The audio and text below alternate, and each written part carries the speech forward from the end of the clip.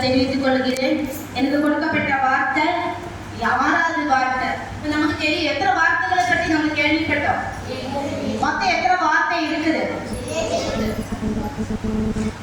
மொத்தம் எத்தனை வார்த்தை இருக்குது? மொத்தம் எத்தனை வார்த்தை இருக்குது? இயேசு சிலுவையில் அறையப்பட்டதுக்கு அப்புறம் நடந்தது எத்தனை வார்த்தை சொல்லியிருக்கிறாங்க? 7 வார்த்தையை பற்றி சொல்லியிருக்கிறாங்க. அதுல நான் 6வது வார்த்தைக்கு வந்திருக்கிறோம். ஃபர்ஸ்ட் வார்த்தை இஸ்ரவேல் அங்க சொல்லியாச்சு. என்ன சொன்னாங்க? மன்னிப்பு. கடவுள் நமக்கு ஏசப்பா இந்த பூமியில் நமக்கு காட்டி கொடுத்த ஃபர்ஸ்ட் மன்னிப்பு. எல்லாரும் என்ன பண்ணணும்? மன்னிக்க தயாரா இருக்கீங்களா? எல்லாரும் மன்னிக்க தயாரா இருக்கீங்களா? ஆம் சொல்லுங்க. ஆம் சச்சோடு. உண்மையிலே நான் மன்னிக்கிறேன். என் கடவுளிடத்தில் மன்னிக்கிறேன். என் பிள்ளைகளை மன்னிக்கிறேன். என் சொந்தக்கார இடத்தில் மன்னிக்கிறேன். மன்னிப்பு சொல்லுங்க. உண்மையா மன்னிக்கிறவங்க ஆண்டவருக்கு சமூகத்தில் மன்னிப்பு சொல்லுங்க. மன்னித்ததுக்கு அப்புறம் உங்களுக்கு என்ன கிடைக்கும் சொன்னாங்க? ரட்சிப்பு. மனம் திரும்பினால் உங்களுக்கு என்ன இருக்கிறது? ரட்சிப்பு கிடைக்கும் சொல்லி இருக்கிறாங்க. மன்னிப்பு கிடைக்கனா திருப்பி அதே பாவம் நம்ம என்ன பண்ணக்கூடாது?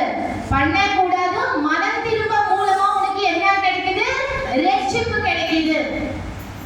ரட்சிப்பு கிடைச்சதுக்கு அப்புறம் என்ன கிடைக்குது? என்ன கிடைக்குது? ரட்சிப்பு கிடைக்கும் போது நம்ம எப்படி இருக்கணும்? ரட்சிப்பு கிடைச்சதுக்கு அப்புறம் நம்ம எப்படி இருக்கணும்? மஞ்சுளா கோசம் நான் திருப்பி இதுல சொல்லிட்டு இருக்கிறது முடிஞ்சு போயிடுச்சு. சரிங்களா? அந்த வார்த்தை நான் திருப்பி ஏன் ரிப்பீட் பண்றேன்னு கேட்டா, மஞ்சுளா கோசம் தான் அவன் என்னுடைய விலையேறி முத்து 2020 2021 2010 அவளை எனக்கு விளையாடப்பட்ட ஒரு முத்து. அந்த முத்து இங்க தேடி வந்திருக்கு. அந்த சந்தோஷத்துல தான் எனக்கு வேர்ட்ல ரிப்பீட்டேஷன் சொல்றோம். 3வது இடத்துல என்ன இருக்கிறது? பொறுப்பு. 3வது வார்த்தை என்ன சொல்லிருக்காங்க? மன்னிச்சாரு. மனம் திரும்பி ரட்சிப்புக்குள்ள வந்துச்சு. அந்த ரட்சிப்பை எடுத்துக்கொண்டு போண்டிய பொறுப்பு ஆர்கிட்ட கொடுத்துட்டு போயிருக்கிறாங்க. ஆர்கிட்ட இருக்குது, உங்ககிட்ட இருக்குது. நம்புறீங்களா? ரட்சிப்புக்குள்ள வந்தா நீ என்ன பண்ணனா? பொறுப்பாக இருக்கணும். அந்த ரட்சிப்பில் ஒரு நாள் நீ என்ன பண்ணக்கூடாது? விட்டு விலக கூடாது. 4வது என்ன சொன்னாங்க? பரிதவிப்பு. என்ன வேலை நமக்கு? தப்பு பண்ணா கூட எப்படியாச்சும் கத்துக்கிட்டு போலாம். நம்ம கூட கேட்பாங்க, இந்த ஏசப்பாக்கு கண்ணில்லையான்னு சொல்லி நானே பலவட்டி கேட்டுருச்சு. தேவனே நீ ஏன் என்னை கைவிட்டு சொல்லி கேட்டுருக்குது. நமக்கு என்ன வேண்டாம்? வேற 6 இடத்துல உலகத்தில் இருக்கக்கூடிய இடத்துக்கு முன்னாடி போய் நிற்க முடியாது. 6 இடத்துல மட்டும் தான் போய் நிற்க முடியும். நமக்கு தேவனிடத்தில் மட்டும் தான் போய் நிற்க முடியும். அதுக்காக நமக்குள்ள என்ன வேணும்? நமக்கு பரிதவிப்பு ரொம்ப முக்கியம். பூன்னு சொன்னாங்க.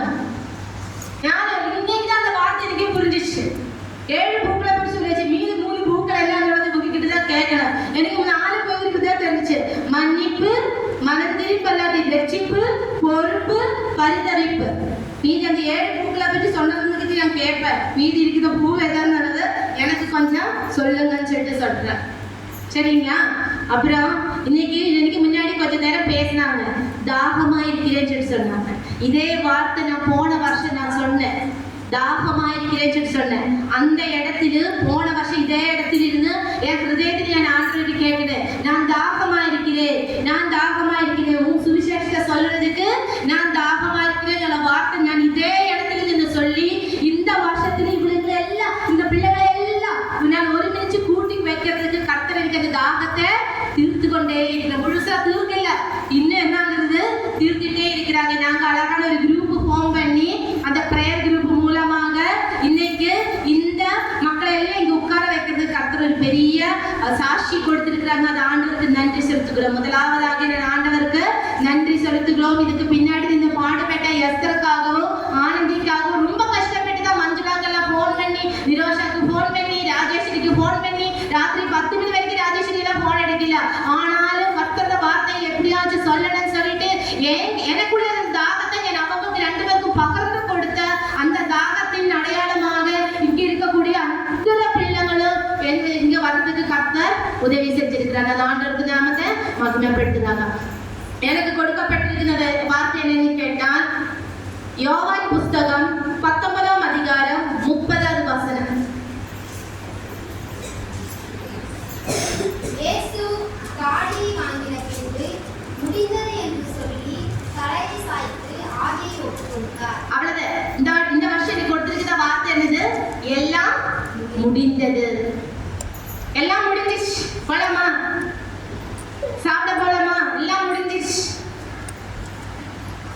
எல்லாம் முடிஞ்சிச்சு. யாருக்கு முடிஞ்சிச்சு?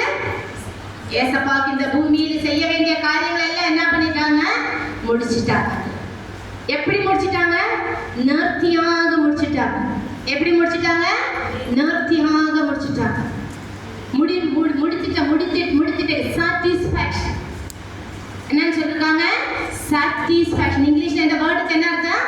சாட்டிஸ்ஃபேக்ஷன். சாட்டிஸ்ஃபேக்ஷன் மீன்ஸ் என்ன? திருப்தி. திருப்தியாக என்ன பண்ணிருக்காங்க? முடிச்சிருக்காங்க. நம்ம எப்படி முடிப்பாங்களா பாப்போம். சரி, எசையா தீர்க்கதரிசி சொல்லி இருக்கிற பிரவசிச்ச காரியங்கள் நேர்த்தியாய் அவர் செய்து முடிப்பார். ஒரு மகன் ஒரு குமாரன் பிறப்பார். அவர் தனக்கு வேண்டிய எல்லாம் செய்வார். இந்த பூமியில பாடுபடுவார். அவர் நேர்த்தியாய் எல்லாமே செய்து முடிப்பார் என்று எசையா தீர்க்கதரிசி மூலமா ஆல்ரெடி என்ன பண்ணிருக்காங்க? உச்சரிச்சு பிரவசிச்சு வச்சிருக்கிறாங்க. பிதாவு சொன்ன காரியங்கள், யாரு சொன்ன காரியங்கள் முடிக்க வச்சிருக்கிறாங்க? பிதா தன்னிடத்தில் சொன்ன காரியங்கள் செய்ய வச்சு செய்ய வச்சிட்டாங்க. புத்திரனாய இயேசு கிறிஸ்து மூலம் என்ன பண்ணிருக்கிறாங்க? செய்ய வச்சிருக்கிறார். நமக்கு 3 தெய்வங்கள் இருக்குது. எந்த தெய்வம் இருக்கிறது? பிதா, குமாரன், பரிசுத்த ஆவி. ஆறு சொன்ன காரியங்கள். பிதாவானவன் பரலோகத்தில் இருந்து தன்னுடைய புத்திரனை சொந்த ரத்தத்திலாக இந்த பூமிக்கு அனுப்பி தன்னுடைய புத்திரனை வச்சு தன்னால செய்ய முடியாத காரியங்களை ஆரை வச்சு செய்ய முடிச்சிட்டாங்க. இயேசு கிறிஸ்துவினால முடிக்க வச்சிட்டாங்க. காரணம் என்ன? நம்மள போல இருக்கிற மனிதர்கள் ஆறு வந்தாதான் நம்புவாங்க. இயேசு கிறிஸ்து ஒரு மனிதன் வந்தாதான் நம்ம நம்பிக்கை. நமக்கு ரொம்ப நம்புறதெல்லாம் ரொம்ப கஷ்டம். நம்ம இயேசுவின் சீஷர் கூட நம்புறது ரொம்ப கஷ்டப்பட்டு தான் சீஷர். தாமஸ் என்ன பண்ணாங்க? இவருக்கு உண்மையில கையில ஆடி அடிக்கப்பட்டிருக்கா சொல்லிட்டு கைக்குள்ள எல்லாம் என்ன பண்ணிருக்காங்க? தொடர்ந்து பார்த்தாங்க. நம்மளும் ரொம்ப நம்புறதுக்கு ரொம்ப கஷ்டமா இருக்குது. நம்புறது ரொம்ப கஷ்டம் தான். இன்னைக்கு இயேசுவிட நம்பு நம்பு நம்பு சொன்னா ரொம்ப கஷ்டம் தானே. அதுக்காக இருந்தா பிதாவானவன் ஆரை அனுப்பி இருக்கிறாங்க? இயேசு கிறிஸ்துவினை இந்த பூமிக்கு அனுப்பி அவரு செய்ய வேண்டிய வேலை. ஆறு செய்ய வேண்டிய வேலை? பிதாவு செய்ய வேண்டிய வேலை இயேசு கிறிஸ்துவினால நேர்த்தியாக முடிச்சிட்டாங்க. என்ன முடிச்சிருக்காங்கன்னு பார்த்தா, பிதாவானவன் சொன்ன காரியங்கள் செய்து முடிச்சு பிதாவானவன் தான் அழைச்ச இயேசு கிறிஸ்து செய்த வேலைகள் ஜோலிகள் எல்லாமே நேர்த்தியாக முடிச்சிச்சு. அதுக்கு தான் சொந்த குமாரனை அவர் நமக்கு இந்த பூமிக்கு என்ன பண்ணியிருக்கிறாங்க? அனுப்பி இருக்காங்க. இன்னொரு சத்தம் அங்க சொல்லியிருக்கிறாங்க. இயேசு கிறிஸ்து காடிய வாங்கின பின்பு முடிந்தது என்று மகா சத்தத்தோட சொல்லியிருக்கிறாங்களா? மத்தேயு சுவிசேஷத்துல சொல்லியிருக்கிறாங்க. லூக்கா சுவிசேஷத்துல சொல்லியிருக்குது. சுச்ச சத்தத்தோடு கூடி கம்பீர சத்தத்தோடு கூடி சொல்லியிருக்கிறாங்க. இந்த வார்த்தை மட்டும் தான் அவர் அதிகமா என்ன பண்ணியிருக்கிறாங்க? சத்தமா சொன்ன ஒரே ஒரு வார்த்தை என்னன்னு கேட்டா எல்லாம் முடிந்தது. ஏன் எல்லாம் முடிந்ததுன்னு கேட்டா, நான் இந்த உலகத்துக்கு வந்தேன், இந்த உலகத்தை ஜெயிச்சேன் சொல்லிட்டு எல்லாம் முடிந்தேன்னு சொல்லிட்டு பிதாவின் இடத்துல அவர் என்ன சொல்லிட்டாங்க? உச்சமாக சத்தமாக கம்பீர சத்தத்தோட என்ன பண்ணிருக்காங்க? அவரு சொல்லி இருக்கிறாங்க எல்லாம் முடிந்தது. பிதாவின் சித்தத்தை நிறைவேற்றியவர் எல்லாம் முடிந்தது. இப்ப நம்மளை தண்ணி கொஞ்சம் யோசிச்சு பார்க்கணுமா? இன்னைக்கு நம்மளுக்கு இந்த ராத்திரியில எல்லா வேலையும் முடிச்சுட்டு நம்மளுக்கு தூங்க போகும்போது நமக்குள்ள எல்லாம் முடிச்சுட்டு அப்பா போய் படுத்து தூங்கலாம் அப்படின்னாலும் அச்சோ அது அங்கே எங்க வச்சது தெரியலையே, இது என்ன பண்ணிருக்க தெரியலையே, அது அப்படி ஆயிடுச்சா தெரியலையே, இது என் துணி எடுத்து வைக்கலையே, 1000 குழப்பங்களும் நமக்குள்ள என்ன இருந்தது? இருந்து கொண்டே இருக்கும். நம்மள செய்யக்கூடிய வேலைக்கு என்ன இல்ல? முடிவு கிடையாது, தீர்வு கிடையாது, முடிக்க முடியறதில்ல. பட் அவர் ஓரோன்னு திட்டமிட்டபடியே என்ன பண்ணிருக்கிறாங்க? செய்து முடித்தார்.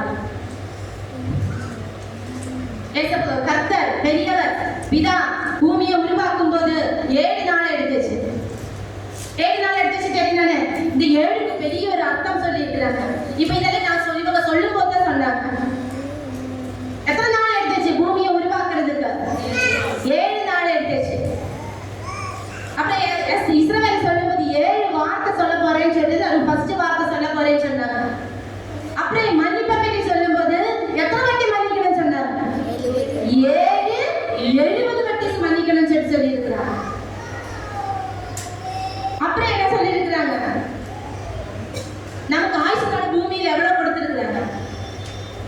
மிஞ்சி போனா 7 70 வரைக்கும் தான். ஆயுசு காலமும் 7-70 வரைக்கும் தான் கொடுக்கும். அதுக்கு மேல இருந்த பலத்தின் மீறில் மட்டும்தான் உன்னால என்ன பண்ண முடியும், பூமியில ஜீவனோட இருக்க முடியும்னு சொல்லி சொன்னாங்க. இன்னும் அதை சொல்லும் போது ஆனந்தி சொன்ன வார்த்தையில இருந்து சொன்னாங்க, பூகண்டங்கள் சொன்னாங்க. அப்ப எனக்கு ஒரு நனவு வந்துச்சு, ஓ 7 பூகண்டங்கள் இருக்குது, 7 காண்டினென்ட் இருக்குது இந்த பூமியில. அப்படியெல்லாம் எனக்கு யோசனை டக்கு டக்குன்னு நான் குறிச்சு வச்சேன். 7 அப்ப 7 பரிபூர்ணத்துக்கு என்ன இருக்கிறது, அடையாளமா இருக்கிறது. பட் ஞான் எங்க நிக்கிறோம், நான் இப்ப 6 தான் நின்றுட்டு இருக்கிறேன். பரிபூர்ணத்துக்கு நான் போகல, நான் பூர்ணத்துக்கு தான் நினைக்கிறேன். முடிந்திருக்கு மட்டும் தான் என்னோட வார்த்தை சொல்ல போறேன். நான் முடிந்திரு. ஏசு கிறிஸ்து 7 நாளில் ஏசு பிதாவானவர் அப்ப முதல் நாள் வானத்தை பூமியை உருவாக்கி, அதுல 2வது நாள், 3வது நாள், 4வது நாள், 5வது நாள், 6வது நாள் அவரோட வேலையை முடிச்சிட்டாரு. தெரியுமா உங்களுக்கு? 6வது நாள் என்ன செஞ்சாங்க அவரு? பிதாவானவர் 6வது நாள் என்ன செஞ்சாங்க? எந்த வேலையை முடிச்சிட்டாங்க? மனிதனை படைச்சு என்ன பண்ணிருக்காங்க? இதெல்லாம் ஆண்டுக்கும் சொல்லிட்டு வேலையை முடிச்சு கொடுத்துட்டாங்க. 7வது நாள் என்ன பண்ணிருக்காங்க? ஓய்வு நாள் இருக்குது. அந்த 6 நாள் வார்த்தைக்கு அவ்வளோ அர்த்தம் இருக்கிறது. இத உலகம் உருவாகும் போதே 6 நாளுக்கு என்ன ஆயிடுச்சு, வேலை செய்யுது. இன்னைக்கு நீ வாழ்நாள் முழுவதும் வேலை செஞ்சாலும் வாரத்துக்கு எத்தனை நாள் நீ வேலை செஞ்சா போதும்? 6 நாள் வேலை செஞ்சா போதும். ஒரு நாள் உனக்கு கம்பல்சரியா என்ன கிடைக்கணும், லீவு கிடைக்கணும்.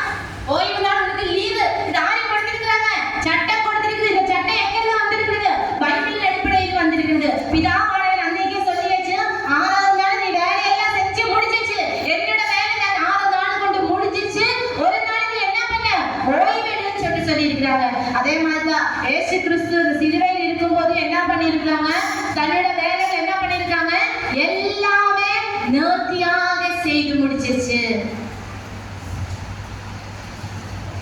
ஒரு வசனம் வாசிக்கலாமா?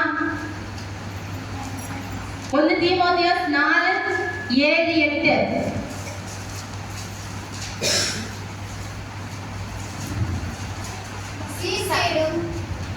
இல்ல சரீர முயற்சி இல்ல 2 தீமோத்தேயு. நல்ல போராட்டத்தை போராடினேன், ஓட்டத்தை முடித்தேன், விசுவாசத்தை காத்துக்கொண்டேன். இது முதல் நீதியின் பீடமும் எனக்காக வைக்கப்பட்டிருக்கிறது. நமக்காக இந்த உலகத்துல வசனம் மூலமா நமக்கு கொடுத்துட்டு போறக்கூடிய ஒரு வார்த்தை தான் என்ன இருக்குது, நல்ல போராட்டத்தை போராடினேன், ஓட்டத்தை முடித்தேன், விசுவாசம் காத்துக்கொண்டேன், நீதியின் கிரீடம் எனக்காக. அப்ப நம்ம என்ன பண்ணிருக்கிறோம், வாழ்க்கையில ஓடிக்கொண்டே இருக்கிறோம். ஓட்டத்தை நம்ம ஒரு நாளைக்கு என்ன பண்ணுவாங்க, முடிக்கும். ஏசு கிறிஸ்து தன்னோட ஓட்டத்தை சிலுவையில் என்ன பண்ணிருக்காங்க, இந்த மனுத்துளிகளில் என்ன பண்ணிட்டாங்க, முடிச்சது போல நம்மளோட வாழ்க்கையிலும் நம்ம ஓடிட்டு இருக்கிற திறமையாலும் இன்னைக்கு நாளைக்கு அது செஞ்சு வச்சுக்கலாம். நாளைக்கு போய் 10 பவுன் நகை எடுத்தாலும் இன்னைக்கு கடவுள் உன் வாழ்க்கையை முடிச்சுட்டா இன்னைக்கு நம்ம என்ன பண்ணிருக்கோம், இந்த உலகத்துக்கு போகணும். அப்ப தயாரோடு கூட இருக்கணும். நான் நல்ல ஓட்டத்தை ஓடி போராட்டத்தை போராடினேன், ஓட்டத்தை முடித்தேன், நீதியின் கிரீடம் எனக்காக வச்சிருக்கணும். நம்ம எப்படி ஓடணும், நீதியின் கிரீடம் நமக்கு வேணும். வாழ்க்கை கொஞ்சம் காலம் தான் இருக்கிறது, கொஞ்சம் கொஞ்சமா ஓடிட்டே இருக்கும். இந்த வாழ்க்கையில் ஓடும் போது நமக்கு என்ன இருக்குது, நிறைய போராட்டங்கள் இருக்கிறது. இந்த வயலுக்கு இயேசு கிறிஸ்துவும் சிலுவையில் அறைவேற்றும் போது 6வது வார்த்தை பேசும்போது அவ்வளவு நேரம் அவர் போராடி தான் ஜெயிச்சுட்டே இருக்கிறோம். ஆரோடெல்லாம் போராடி இருக்கிறாங்கன்னு பார்த்தா பிசாசுகிட்டு போராடி ஜெயிச்சிருக்கிறோம், மனுஷரோடு போராடி ஜெயிச்சிருக்கிறோம், உலகத்தோடு போராடி நமக்கு என்ன ஆகுது, ஜெயிச்சிருக்கிறோம். எத்தனை பிசாசில துரத்தினாங்க, எத்தனை மனுஷத்துல போராடினாங்க. உலகத்தார் எல்லாரும் கேள்வி குத்துனாலும் எப்படி என்னாலும் லாஸ்ட் இருக்காங்க, அவர் என்ன ஜெயிச்சவராய் இருக்கிறார். அப்ப நம்ம இந்த பூமியில வாழ்ந்த நமக்கும் என்ன இருக்கிறது, நமக்கு பிசாசின் இடத்துல என்ன இருக்கிறது, போராட்டம் இருக்குது.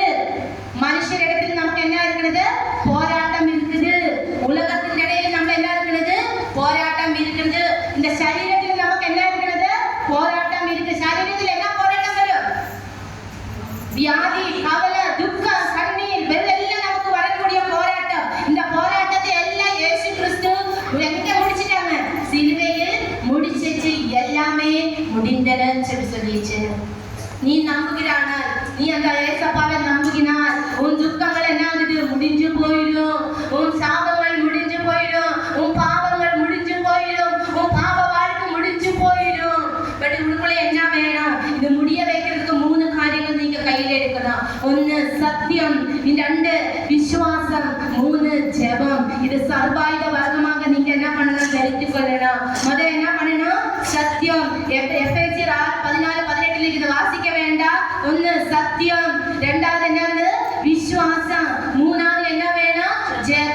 இந்த மூணுமே சர்வாயுத வர்க்கம் தரிச்சால் மட்டும்தான் உன்னால இந்த உலகத்திலே என்ன பண்ண முடியும்? ஜெயிக்க முடியும். ஜெயிச்சாதான் நமக்கு ஒரு சாட்டிஸ்பாக்சனோட கூட இந்த உலகத்தை விட்டு நம்மளால என்ன பண்ண முடியும்? போக முடியும். ஏசப்பா சிலுவையில் அறையிருக்கும் போது இது மூணுமே இருந்துச்சு. அவர்கிட்ட இருந்துச்சா? சத்தியம் இருந்துச்சா? உண்மை இருந்துச்சா? அவர் எல்லாத்திலும் எப்படி இருந்துச்சு? உண்மை உள்ளவரா இருந்துச்சு. அவருக்கு என்ன இருக்குது? விசுவாசம் இருந்துச்சு. ஆர்கிட்ட விசுவாசம், பிதா கொடுத்த வேலை செய்யணும்னு சொல்லிட்டு என்ன இருக்கிறது? விசுவாசமா இருந்துச்சு. ஜெபம் பண்ணாங்க. எப்பெல்லாம் டைம் கிடைக்குமோ அப்பெல்லாம் போய் அவர் என்ன பண்ணிருக்காங்க? ஜெபம் பண்றாங்க. நம்மளால ஜெபம் பண்ண முடியுதா? கொட்டாயிலா வருது. நம்மளால விசுவாசமா இருக்க முடியுமா? நம்ம ட்ரை பண்றோம், முயற்சி பண்றோம். இந்த இதுல கூட நம்மள ஒரு காசு விஷயத்துல கூட விசுவாசமா இருக்க முடியுமா? யோசிச்சு பார்ப்போம். உண்மையா இருக்க முடியுமா? உன் குடும்பத்தில் உன்னால உண்மையா இருக்க முடியுதா? நீ வேலை செய்யற இடத்துல உண்மையா இருக்க முடியுமா? நீ ஜெபம் பண்ண முடியுமா? உன் தனிப்பட்ட நேரத்துல நீ ஜெபம் பண்ண முடியுமா? எவ்வளவு நேரம் நீ ஆண்டவரோடு உறவாடுகிறோம்? யோசிச்சு பாருங்க. இந்த நாளில் இந்த சத்தத்தை கேட்டுட்டு நீங்க வெளியில போகும்போது இந்த சர்வாயுத வர்க்கம் தெரிஞ்சு கொண்டு நீங்க போறதுக்கு எனக்குள்ள இந்த மூணுமே கொடுங்க ஏசப்பா. எனக்குள்ள இந்த உண்மையை கொடுங்க, எனக்குள்ள விசுவாசத்தை கொடுங்க, எனக்குள்ள ஜெப வாழ்க்கையை கொடுங்க. இது மூணும் கொடுத்தாதான் நான் என்னை ஏற்பிச்சிருக்கிற வேலைகளை என்ன செய்ய முடியும்? சத்தியசந்தமா உண்மையோட கூட செய்து முடிப்பார் என்று சொல்லி இருக்கிறார். அதே மாதிரி நம்ம சொல்றோம், எல்லா வேலையும் செய்வாங்க, எல்லாம் இது பண்றாங்க. இது இருந்து கத்துக்கொள்ள வேண்டிய ஒரே ஒரு மெயின் விஷயம் என்னன்னு கேட்டால் கீழ்ப்படுதல் ரொம்ப முக்கியம். நமக்கு என்ன வேணும்? கீழ்ப்படுதல். எனக்கு கொடுத்த இந்த 6வது வார்த்தை எல்லாம் முடிந்தது என்று சொல்லியாச்சு. பிதாவாம் தெய்வம் தன் புத்திரன் சொல்லியாச்சு. இப்படி இப்படிலாம் நீ செய்ய, இப்படி இப்படிலாம் பாடுகள் இருக்கும், இதெல்லாம் நீ அடிபடும், இப்படி மாறி துப்புவோம், உன் மாம்சத்தை பிச்சு எடுப்பாங்க, நீ பேசாம இருக்கணும். ஆட்டுக்குட்டியை போல அது ஆபிரகாம் இசகாக்கில வெளியிட போகும்போது இசகாக்கு எப்படி இருந்தது? ஒன்னும் தெரியாத ஆட்டுக்குட்டியை போல போனது போல இயேசு கிறிஸ்து என்ன பண்ணியாச்சு? குருசில் என்னது? ஒரு ஆட்டுக்குட்டியை போல ஒன்னும் தெரியாதவன், அக்கிரமம் செய்யாத ஒரு குற்றமற்றவன், அக்கிரமக்காரனை போல என்ன பண்ணியிருக்காங்க? கொண்டு போய் சிலுவையில தொங்க வச்சிருக்காங்க. கீழ்ப்படுதல் என்ன வேணும்? நமக்குள்ள வேணாம். அவரால செய்ய முடியாது, நான் முடியாது சொல்ல முடியாது. காரணம் அவர்கிட்ட யார் சொல்லியிருக்காங்க? பிதா சொன்ன வார்த்தைக்கு கீழ்ப்படிஞ்சு ஒரே வார்த்தைக்கு அவசரம் என்ன பண்ணிருக்காங்க? கீழ்ப்படிஞ்ச சகோதரி எஸ்தர் சொன்னாங்க, உன் தாயும் தகப்பனை கனம் பண்ணுங்க. இந்த நாளில் நீங்க கொஞ்சம் நினைச்சு பாருங்க. பெரியவர்களானாலும் சரி, சின்ன குழந்தைகளானாலும் சரி, வாலிபர்களானாலும் சரி, நீங்க உங்க தாயும் தகப்பனையும் கனம் பண்ணது ஏதாச்சும் ஒரு இடத்துல தவறி இருந்தால் மன்னிப்பு கேளுங்க. உன் தாய் சொன்ன வார்த்தைக்கு நீ கீழ்ப்படியாம போயிருக்கிறியா? நீ தகப்பன் சொன்ன வார்த்தைக்கு நீ கீழ்ப்படியாம போயிருக்கிறியா? நீ உன் பேரண்ட்ஸ் சொன்ன, உன் பெரிய அதிகாரிகள் சொன்ன இடத்துல நீ தவறி விட்டு இருக்கிறியா? இன்னும் நீ இருக்கக்கூடிய இடத்துல நீ தவறி விட்டு ஆண்டவர்கிட்ட என்ன பண்ணுங்க? மன்னிப்பு கேளுங்க. இதெல்லாம் முடிந்தாதான் நம்மளால எங்க போக முடியும்? பரலோகத்துக்கு போக முடியும். அது காரணம் இந்த நாடு நம்ம தெரிந்து கொண்ட ஒரு வேலை விஷயம் என்னன்னு கேட்டா மன்னிப்பு, மனம் திரும்புதல், ரட்சிப்பு. அடுத்தது என்ன சொன்னாங்க? பொறுப்பு, பரிதவிப்பு, தாக்கத்துக்கு என்ன இப்ப எனக்கு தெரியல, நான் இப்ப சொல்றேன். தவிப்பு, அடுத்தது கீழ்ப்படுதல். எல்லாமே நமக்கு வேணும். மன்னிப்பு வேணும். இதெல்லாம் இருந்தாலும் கீழ்ப்படுதல் இருந்தாலும் உன்னால மன்னிக்க முடியும். கீழ்ப்படுதல் இருந்தாலும் உனக்கு மனமாற முடியும். கீழ்ப்படுதல் இருந்தாலும் உன்னால ரட்சிப்புக்குள்ள போக முடியும். எப்படி இயேசு கிறிஸ்து தன்னைத்தான் வாழ்க்கையை கீழ்ப்பட்டு பிதா சொன்ன வார்த்தைக்கு ஒரு பேச்சு கூட கிடையாது, மறு பேச்சு கூட கிடையாது. இன்னைக்கு நம்ம பசங்க கிட்ட அது செய்ய சொன்னா சரி அப்படின்னு சொல்லிட்டு விட்டுட்டு கீழ்ப்படியாம போகுது பிள்ளைங்கள். நினைச்சு பாருங்க, அந்த பிள்ளைய பார்த்து நீ ஜெபிங்க. உன் பிள்ளைங்க சொன்னா கூட இவனை ரட்சிக்கும், இவனை ஆண்ட இயேசு கிறிஸ்து சொன்ன மாதிரி கீழ்ப்படிதல் கூட நடத்துங்கன்னு சொல்லிட்டு சொல்லுங்க. இன்னைக்கு சர்ச்சில் உட்கார்ந்து இருக்கும்போது நிறைய குழந்தைங்க அங்கங்க போயிட்டே இருக்கிறோம். குழந்தைய நீ சொல்லி வளர்த்துங்க. நீ எப்படி கீழ்ப்படிதலாக குழந்தைக்கு சொல்லி வளர்க்குறோங்களோ பெருங்காலத்துல நீ அப்படியே செய்ய வைக்கலாம். இல்லாட்டி வெறும் காலங்களில் நம்மளால பிள்ளைகள் நம்ம ஆளும் கடந்து போக வேண்டி வரும். கீழ்ப்படிதல் சின்ன முட்டு விரிஞ்சு வரும் போல நீ என்ன பண்ணணும்? அதெல்லாம் சொல்லிக் கொடுக்க வேண்டிய காரியங்கள் இருக்குது. அதுக்காக ஆவிக்குரிய வாழ்க்கையில் நம்ம என்ன ஆகுது? எப்பொழுதும் குறையில்லாதபடி என்ன ஆகுது? பரிபூர்ணம் உள்ளவராய் நம்ம என்ன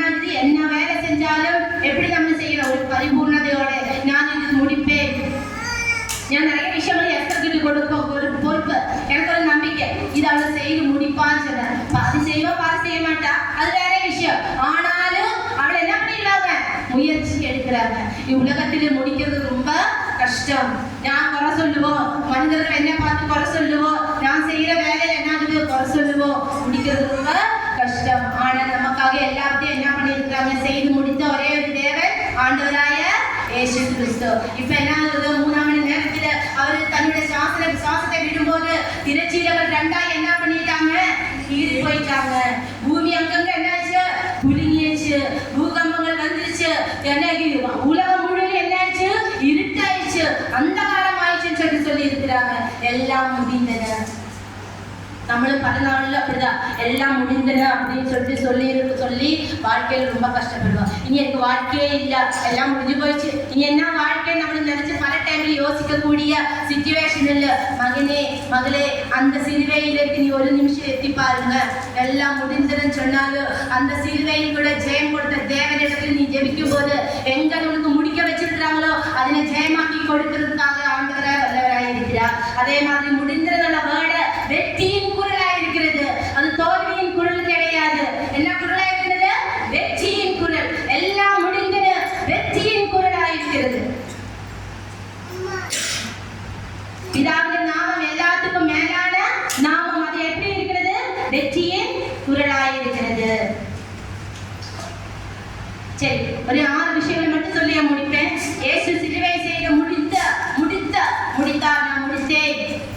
ஒரு சில நன்மைகள் சொல்லிட்டு போயிருக்காங்க. என்னென்ன நன்மைகள் சொல்லிட்டு போயிருக்கிறது சுவாசிக்கிறேன். பாடுகளை பற்றி சொன்ன வார்த்தைகள் நிறைவேறியது. இயேசு கிறிஸ்து சிலுவை அடிபட்டு முடித்த வாழ்க்கையின் பிரகாரம் பாடுகளை பற்றி சொன்ன வார்த்தைகள் எல்லாம் என்ன ஆயிடுச்சு, நிறைவேறியச்சு. அப்படி இப்படி பாடுபடும். உனக்கும் பாடு இருக்குமா? நமக்கு இந்த உலகத்துல என்ன இருக்கிறது? பாடு இருக்குது. என்னால நம்ம முடிச்சு கட்டுவோம். அடுத்து சாத்தானே தோல்வி பண்ணிட்டாங்கல்ல. சிலுவையில என்ன பண்ணிட்டாங்க? தலைய ரசிக்கிட்டாங்க, முடிச்சுட்டாங்க. அவரோட வேலையை என்ன பண்ணிருக்கோம், முடிச்சுட்டு நம்மளை சுத்தி நிறைய சாத்தான் வந்துட்டே இருக்கும். நான் பாம்புறத அடிக்கடி இருக்குது. பாம்பு தலையை பிடிச்சு நசுக்கும். எனக்கு இந்த பாம்புற தலையை நசுக்கும் போது பிசாசு நசுக்கிற மாதிரியே இருக்கும். அவ்வளோ ஒரு ஆக்ரோஷமா இருக்கும். அடுத்தது யூதரை வச்சு பிற ஜாதிக்காரங்களுக்கு திரியும் என்ன பண்ணிருக்காங்க, எடுத்துட்டாங்க. இனிமே எல்லாரும் என்ன பண்ணுங்க, ஆலயத்துக்கு வாங்க. அதுதான் திரைச்சிலே என்ன பண்ணிருக்காங்க, 2002 கீறி எடுத்துட்டாங்க. தேவனிடத்தில் நேரடியாக நமக்கு பாக்கியம் கிடைச்சது. பிதாவினிடத்தில் நேரடியா நமக்கு போகிறதுக்கு ஒரு ஆளை ரெடி பண்ணி கொடுத்துட்டாரு. இயேசு கிறிஸ்து மூலம் நம்ம போறதுக்கு கர்த்தருக்கு பாக்கியம் கொடுத்துச்சு. மரணத்தின் ஆட்சி முடிஞ்சிருச்சு. எனக்கு ஆட்சி முடிஞ்சிருச்சு, மரணத்தின் ஆட்சி முடிஞ்சிருச்சு. பாவத்தின் வல்லமை அகற்றப்பட்டது. அவ்வளவுதான். இயேசு கிறிஸ்து நமக்காக எல்லாத்தையும் நிறைவேற்றி முடிச்சாரு. நம்மளோட பாவத்தின் வல்லமை என்ன பண்ணிருக்காங்க, எல்லாம் அகற்றப்பட்டது. அடுத்தது மரண பரியந்த கீழ்ப்படுதல். நமக்கு என்ன வேலை சொல்லியிருக்காங்க, மரண பரியந்தம் நம்மள உயிரோடு இருக்கிற வரைக்கும் நம்மள என்ன பண்ணணும், கீழ்ப்படுதலா இருக்கணும். 6 இடத்துல கீழ்ப்படுதலா இருக்கணும், தேவனிடத்துல கீழ்ப்படுதலா இருக்கணும். இப்ப தேவரை நம்ம நேர தரிசிக்க முடியாது. 6 இடத்துல பிதாவினிடத்தில் பரிந்து பேசக்கூடிய ஒரே ஒருத்தர் மட்டும்தான் இருக்கிறாரு, இயேசு கிறிஸ்துவானவர். அவரிடத்துல நம்ம பரிந்து பேசக்கூடும் போது அவர் இடத்துல நம்மளுக்கு கீழ்ப்படுதலா இருக்கணும். நீ செய்யாதே, இது நீ செய்ய, நீ இப்படி பண்ணாத ஒவ்வொரு டைம் ஆண்டவர் நம்மள என்ன பண்ணிருக்காங்க, உணர்த்தி கொண்டிருக்கும். நீ கர்த்தர் சொன்ன வார்த்தைகளுக்கு நீ கீழ்ப்படிஞ்சால் மகளே உனக்கு வெற்றி உண்டு, மகளே உனக்கு வெற்றி உண்டு. ஆரோ ஒருத்தர் மூலமா உங்களுக்கு பேசுவாங்க. பேசும்போது நீ அந்த வார்த்தைகளுக்கு நீ செவி கொடுத்தால் உனக்கு வாழ்க்கையில் என்ன இருந்தது, வெற்றி உண்டு. கீழ்ப்படியாம யார் இருக்கிறாங்களோ அவங்களுக்கு பரலோக ராஜ்யத்துக்குள்ள பிரவேசிக்க முடியாது. நான் விசுவாசிக்கிறேன். என்னால கீழ்ப்படிஞ்சாதா, நான் 47 வயசு ஆக போகுது, ஆனால் எனக்கு கீழ்ப்படிதல் வேணும். நான் கீழ்ப்படிதாம இல்லாம இருந்தால் நான் பரலோகத்துக்குள்ள என்ன பண்ண முடியாது, பிரவேசிக்க முடியாது. அன்பான குட்டி தம்பிகளே, தங்கச்சிகளே, சகோதரிகளே, கீழ்ப்படிதல் ரொம்ப முக்கியம். வாழ்க்கையில் நமக்கு கீழ்ப்படிதல் முக்கியம். அதிகாரிகள் இடத்துல நமக்கு கீழ்ப்படிதலும், குடும்பத்தில் நம்ம கீழ்ப்படிதலும் கூட இருக்கணும். நம்மளோட பெரியவர்கள் இடத்துல நம்ம கீழ்ப்படிதலோடு கூட என்ன பண்ணணும், இருக்கணும். அதுதான் ஏசப்பா லாஸ்ட் சொல்லிட்டு என்ன பண்ணிட்டாங்க, எல்லாமே முடிஞ்சது. சரி, கர்த்தர் எல்லாமே முடிச்சிட்டாரு. அதே மாதிரி நம்ம வாழ்க்கையில ஒருவேளை நீ செய்கிற வேலை செய்யலாம், ஒருவேளை நம்மளும் வீட்டு வேலை செஞ்சுட்டு இருக்கலாம். நம்ம செய்யற வேலை கோபாலம் வரும் நமக்கு. இந்த வேலை செஞ்சு நானே சொல்லுவேன், எப்பா பாரு வீட்டு வேலை செய்யறது யாருக்கும் தெரிய மாட்டேங்குது, நீங்க வேலையே செஞ்சு ஓய்வு எடுத்துச்சு, என்னால முடியவே இல்லை, கோபம் வரும். அண்ட் நீ நம்ம வேலையை செய்து முடிச்சுட்டா. எனக்கு ஒரு பழக்கம் இருக்கு. நான் வேலைக்கு போறதுக்கு முன்னாடி வீட்டில் இருந்து அனைத்து வேலைகளும் ஒரு பாத்திரம் கழுவாம விட்டா கூட அந்த பாத்திரம் கழுகி வச்சுட்டு தான் நான் போவேன். இல்லாட்டி எனக்கு இது இல்ல, வேலை செய்யற இடத்துல எனக்கு திருப்தி இல்ல.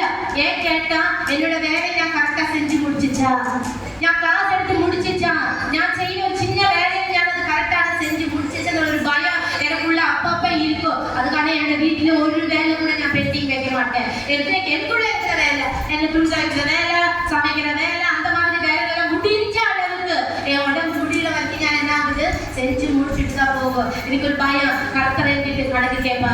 உங்க வீட்டும் அதே மாதிரி என்ன பண்ணுவாங்க, கணக்கு கேட்பா. கர்த்தர் கணக்கு கேட்கிற ஆட்கள். அது காரணம் எல்லாம் நிறைவேற்றி முடிக்கிற தேவனை போல நம்மள உலகத்தில் வாழும்போது நம்ம செய்யற வேலை முடிச்சிருக்கிறா பாருங்க. நம்ம இந்த உலகத்தை விட்டு நல்ல போராட்டத்தை ஓடி போறதுக்கு போடு. உன் மரணத்தில் நடக்கும்போது முன்னாடி என்ன கொடுத்திருக்கிற வேலை நான் செஞ்சு முடிச்சுச்சா, என்னை ஏற்பி எங்க கையில பொறுப்பு கொடுத்துச்சு, என்னோட ஒரு ஊழியத்தை கொடுத்தாங்களே நான் அதை செஞ்சு முடிச்சிருச்சான்னு சொல்லிட்டு நீங்க என்ன பண்ணுங்க, ஒவ்வொருத்தரும் ஆராய்ந்து பாருங்க. ஒருவேளை அப்படி தவறை விட்டுட்டால் பிரச்சனை கிடையாது. ஆண்டவர்கிட்ட மன்னிப்பு கேட்டு என்ன பண்ணிருங்க, திரும்பவும் அவரிடத்தில் வாங்க. அவர் தான் நமக்கு என்ன கொடுத்துருக்காங்க, உயர்ப்பின் மூலமா புது ரட்சிப்பு நமக்குள்ள கொடுத்துருக்காங்க. அதனால நமக்காக பரிசா சிலுவை அடையில் பெற்ற வேசப்பாடு கீழ்படுத்தலாமா? ஆருக்கெல்லாம் கீழ்படுதலுக்கு விருப்பமா இருக்கு எல்லாரும் வழக்கால் போடுங்க. ஒரு செகண்ட் நமக்கு சொல்லுங்க. அன்பின் பரலோக பிதாவே, ஏசப்பா இந்த நல்ல நாளுக்காக நன்றியோட ஸ்தோத்திரம் அப்பா. 6 வார்த்தைகள் மூலமாக ஏசப்பா நீ பேசுறதுக்காக நன்றி ராஜா. ஏசப்பா இந்த 6வது வார்த்தையில் நீ சொல்லி இருக்கிறேன் அப்பா, எல்லாம் முடிந்ததே என்று சொல்லி இருக்கிறேன். அதுவும் மகா சத்தத்தோடு கூட சொல்லி இருக்கிறாங்க இல்லையப்பா.